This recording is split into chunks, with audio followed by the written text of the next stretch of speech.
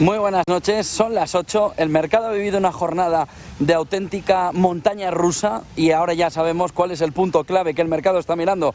SP500 se llama 4.200, en cuanto lo ha rebasado la baja, ha testeado esa parte baja y ha tenido un calambrazo hacia arriba que sin duda es el gran protagonista de la jornada y junto a ello ha tirado hacia abajo. También al petróleo, que está cotizando en el entorno de los $90 por debajo, y también el West Texas caminando en el entorno de los 85, de tal manera que, ojo, porque una jornada que parecía que podía abrir un boquete hacia abajo, simplemente ha servido para ver que los soportes están bien fuertes, al menos por ahora, en el 4.200 para el SP500, ese rebote, ese primer testeo fuerte que ha tenido durante la jornada, le lleva ahora mismo a una recuperación importante alrededor de ese movimiento que deja al SP500 con un movimiento alcista importante de recuperación, con un petróleo que cae con fuerza también en la jornada después de ver cómo ese inicio de la invasión terrestre se retrasa. La clave fundamental gira alrededor de la geopolítica todavía. Hay que esperar ver el jueves el dato de PIB en Estados Unidos y ver si puede estar en el entorno del 5%, como dice la Fed de Atlanta, o como dice el conjunto de los analistas, en el entorno del 3%. La diferencia entre uno y otro se pueden imaginar que cambia como la noche y el día en un entorno como el actual. A partir de ahí, geopolítica y más geopolítica para un mercado que mira si Israel empieza la invasión o no. O simplemente hace pequeñas escaramuzas como en la jornada de hoy para luego volver hacia atrás. Si de verdad va a hacer la invasión terrestre, o se empieza a poner en duda ese movimiento por las consecuencias que pueda tener. Los rehenes y Hezbollah, considerado grupo terrorista para Estados Unidos y también para Europa, catalogado así por ambos, sería la clave fundamental en este entorno. Ver de qué manera le pueden abrir otro hueco por la zona del Líbano a Israel, que estaría calibrando, que estaría barajando, que estaría mirando con detalle Israel como elemento o como riesgo fundamental, y por supuesto los rehenes, que le están obligando a repensar esa guerra terrestre en Gaza. Y esa es la parte fundamental que el mercado está estimando. Olvídense de los tipos de interés, sí miren de reojo a ese 10 años americano superando el 5%, pero miren que la clave fundamental no está tanto ahí, sino en esa fotografía clara que nos va dejando la geopolítica, frenando una invasión terrestre que sin duda colocaría al mundo ante una situación que nadie quiere ver y el mercado tampoco. Israel continúa bombardeando con esos objetivos de Hamas, del grupo terrorista Hamas en el objetivo, pero se intensifica el debate sobre cuándo y cómo.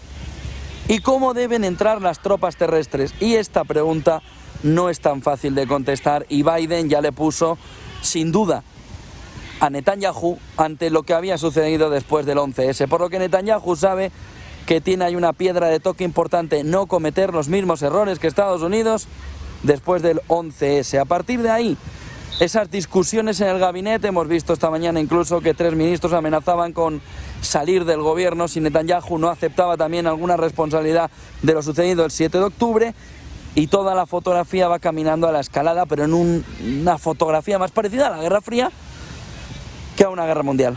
Y ese es el punto clave. Si todo avanza hacia una guerra fría, ya sabemos cómo acabó la Guerra Fría, con mucho calentamiento, pero gracias a Dios sin un choque que de verdad estallara o hiciera estallar esa tercera guerra mundial. De tal manera que ahora el mercado y el mundo vuelven a estar en una fotografía muy parecida.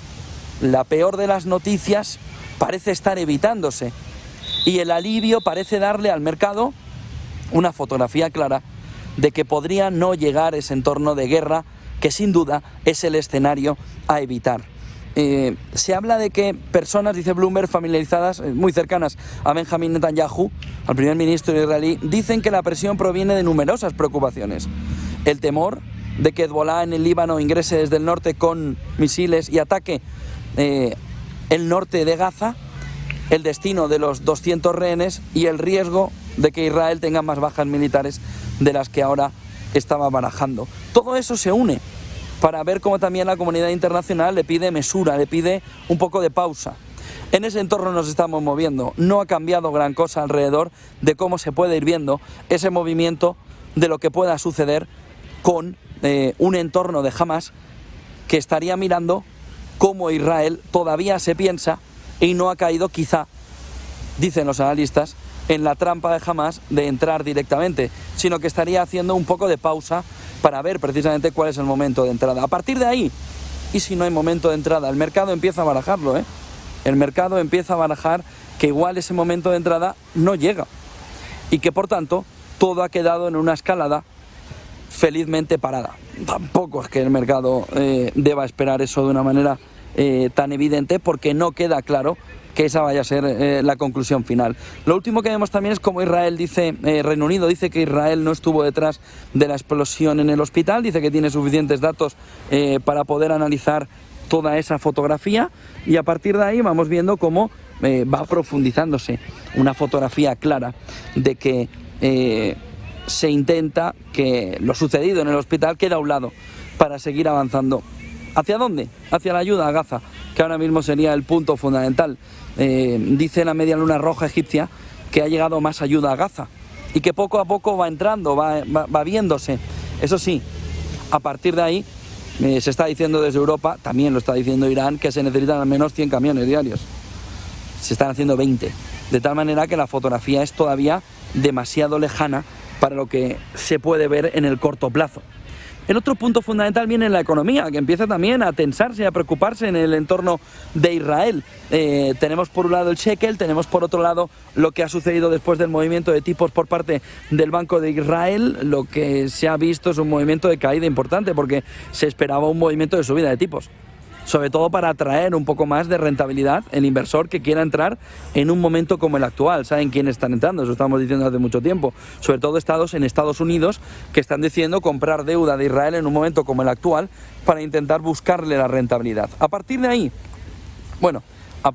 la fotografía es clara de que Israel no está consiguiendo detener esa derrota que le están dando al shekel. La moneda y los bonos de Israel han ampliado las caídas, incluso después de que el Banco de Israel mantuviera sin cambios su tasa de interés oficial, mientras que se ve como los inversores se empiezan a preocupar por el impacto de la guerra en la economía.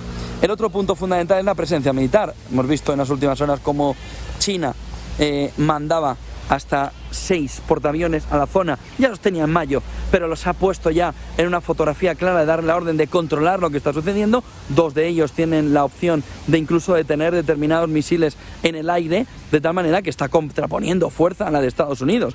No porque la vaya a contraponer enfrente, sino porque va a buscar un movimiento de poder que controlar no solo Estados Unidos, la tensión que va surgiendo alrededor de Israel y Hamás en el entorno, en Oriente Medio. De tal manera que tenemos un portaavión y otro llegando de Estados Unidos, y tenemos 6 de China. 6 de China. 2 de los cuales serían los que más se asemejarían a lo que Estados Unidos ha movido para intentar controlar la situación. Pero Estados Unidos también está reforzando la presencia militar. Ha dicho que aumentará aún más su presencia militar en Oriente Medio en respuesta, ha dicho, a la reciente escalada de Irán y a sus grupos aliados. Ha sido Lloyd Austin el que ha ordenado al ejército que envíe más equipo de defensa aérea a la región. El Pentágono ya había desplegado 2 portaaviones, como os he dicho, el Gerald Ford y el Eisenhower. Ahora dice Lloyd Austin que ha ordenado al ejército que envíe más equipo de defensa a la región. China también está ya presente de una manera importante, continúa presionando para lograr un alto al fuego. Su enviado especial de China sigue diciendo que el alto al fuego es fundamental y sigue presionando para intentar lograr ese objetivo. A partir de aquí, ¿qué tenemos?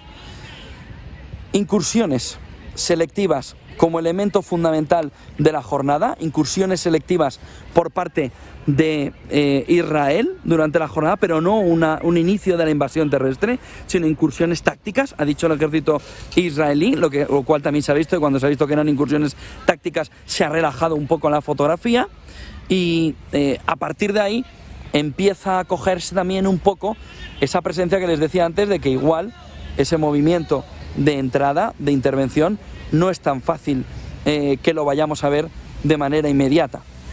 El ejército de Israel ha dicho que los rehenes son una prioridad, de tal manera que también apunta a que se pueda relajar todo ese movimiento de inversión terrestre. Tenemos el rendimiento del bono del Tesoro a 10 años americano superando el 5% por primera vez desde 2007, y tenemos otro punto clave importante, la advertencia de la AIE sobre el diésel, que debe poner en alerta a Europa. Dice que ya ha vuelto a superar la gasolina, pero que los inventarios de diésel pueden caer a niveles solo vistos una vez en 20 años. El punto crítico dice que llegará, como todo, cuando se inicie el ataque terrestre por parte de Israel. Vamos a analizar con Javier del Valle y con Sergio Fernández lo que está sucediendo en la jornada Money Markets con Daniel Lacalle, y a partir de las 9:30 con Gabriel Montalto, qué está sucediendo en un mercado muy volátil hoy. Muy buenas noches, muchas gracias.